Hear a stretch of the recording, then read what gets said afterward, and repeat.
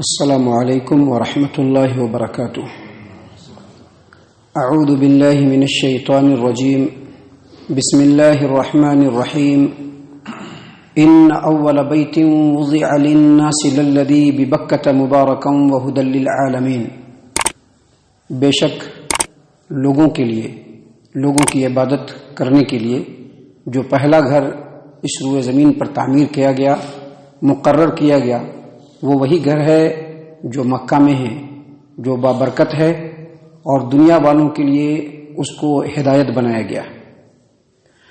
محترم سامعین کرام، سورہ آل عمران سورہ نمبر 3 اور اسی صورت سے ابھی آپ کے سامنے آیت نمبر 96 تلاوت کی گئی اور آیت کریمہ کا ترجمہ بھی آپ کے سامنے پیش کیا گیا۔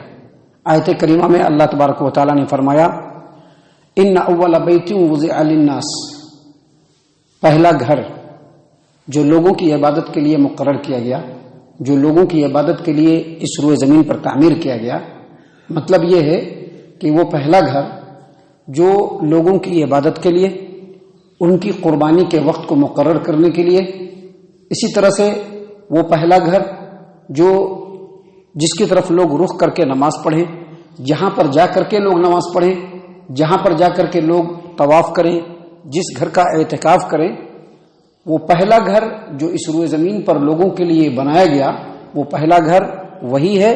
اللہ فرماتے ہیں للذی ببکہ، وہی ہے جو مکہ میں ہے، جس کی تعمیر سیدنا ابراہیم خلیل اللہ علیہ السلام نے کیا۔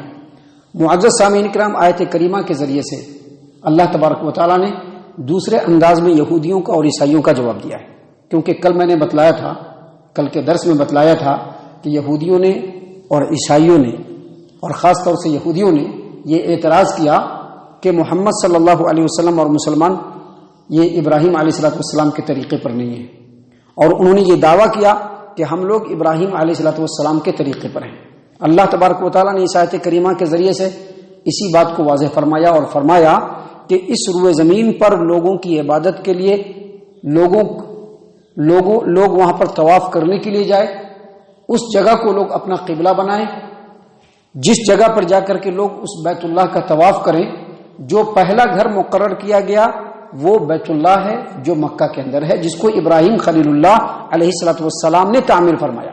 لیکن یہ یہودی لوگ اور عیسائی لوگ دونوں میں سے کوئی اس کو اپنا قبلہ نہیں مانتے ہیں، نہیں اس کی طرف رخ کر کے نماز پڑھتے ہیں، نہیں وہاں پہ حج کرنے کے لیے جاتے ہیں، کیونکہ وہ لوگ ابراہیم خلیل اللہ کو مانتے ہی نہیں ہیں، بلکہ وہ لوگ کسی بھی نبی کو نہیں مانتے۔ عیسیٰ علیہ السلام کہتے ہیں کہ ہمارا نبی ہے، لیکن عیسائی ان کے کسی بھی طریقے کی پیروی نہیں کرتے ہیں۔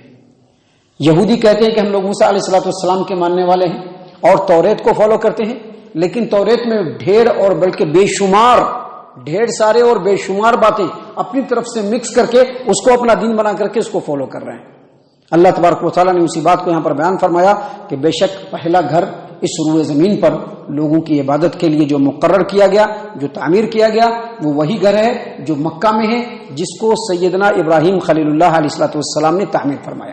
اور آگے فرمایا مبارکن، وہ بابرکت ہے، ہدی للعالمین، تمام دنیا والوں کے لیے ہدایت بنایا اللہ تبارک و تعالیٰ نے اس کو۔ تمام دنیا والوں کو اس کی طرف لوٹ کر کے جانا چاہیے، تمام دنیا والوں کو اس گھر کے مالک اللہ تبارک و تعالیٰ کے اوپر ایمان لانا چاہیے اور انہی کی عبادت کرنی چاہیے۔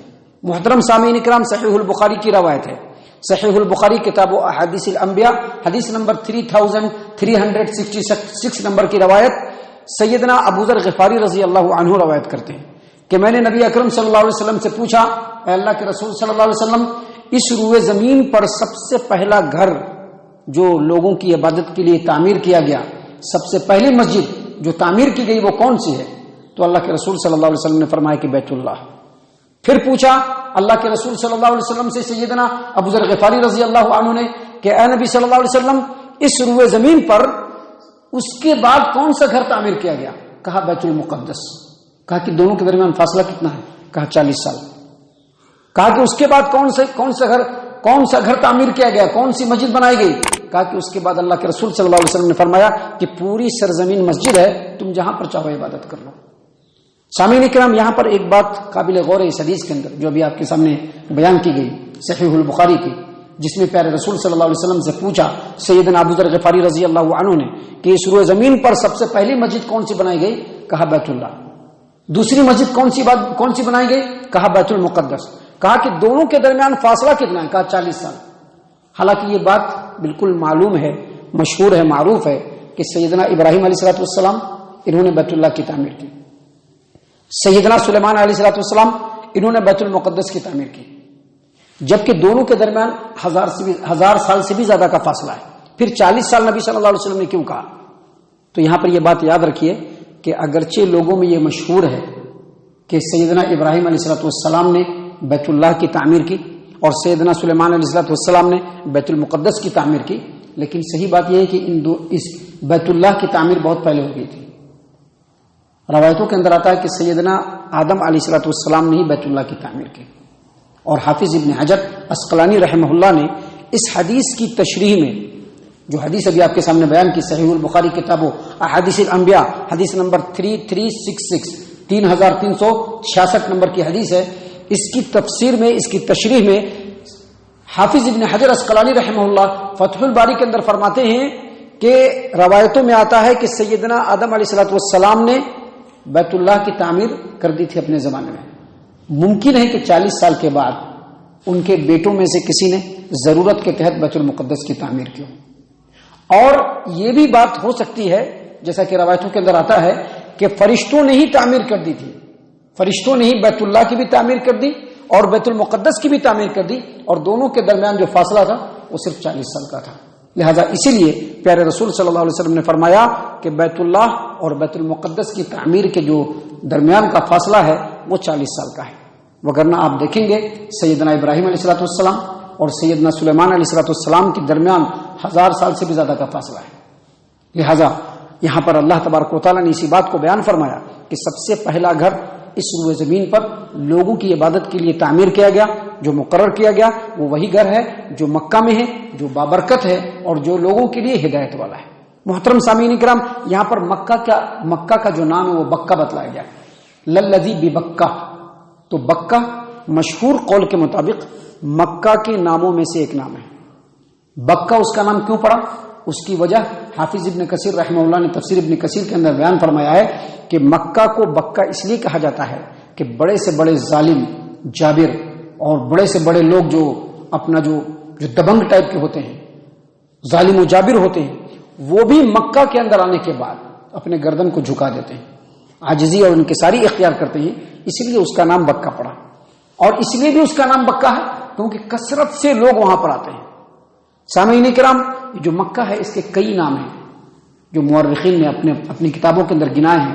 مکہ کا ایک نام ہے مکہ جو جانتے ہی ہیں، دوسرا نام بکہ ہے، تیسرا نام البیت العتیق ہے، چوتھا نام بیت الحرام ہے، پانچواں نام البلد الامین ہے، چھٹا نام مامون، ساتواں نام ام القرى، آٹھواں نام ام الرحم، نواں نام صلاح، اسی طرح سے 10واں نام عرش اور 11واں نام قادس۔ قادس نام مکہ کا کیوں ہے یا کعبہ کا کیوں ہے؟ کیونکہ یہ یہاں پر جانے کے بعد لوگ پاک صاف ہو کر کے آتے ہیں، اس لیے اس کا نام قادس ہے۔ 12واں نام اس کا مقدسہ ہے، 13واں نام ہے اس کا ناسا، 14واں باسا، 15واں حاتمہ، 16واں نساسا، 17واں راس، 18واں کوثا، 19 بلدہ اور 20 بنیہ اور 21 کعبہ۔ یہ 21 نام حافظ ابن کثیر رحمہ اللہ نے بھی اپنی تفسیر کے اندر بیان فرمائے اور دیگر مورخین نے بھی اپنی اپنی کتابوں کے اندر بیان فرمائے کہ یہ مکہ کے 21 نام ہیں جو ابھی آپ کے سامنے بیان کیے گئے۔ معزز سامعین اکرام، کعبۃ اللہ کے تعلق سے اور مکہ کے تعلق سے ابھی کچھ اور بھی باتیں ہیں جو انشاءاللہ اگلی آیت کریمہ میں کل اور کل کے بعد کے درسوں میں ہم آپ کے سامنے پیش کریں گے۔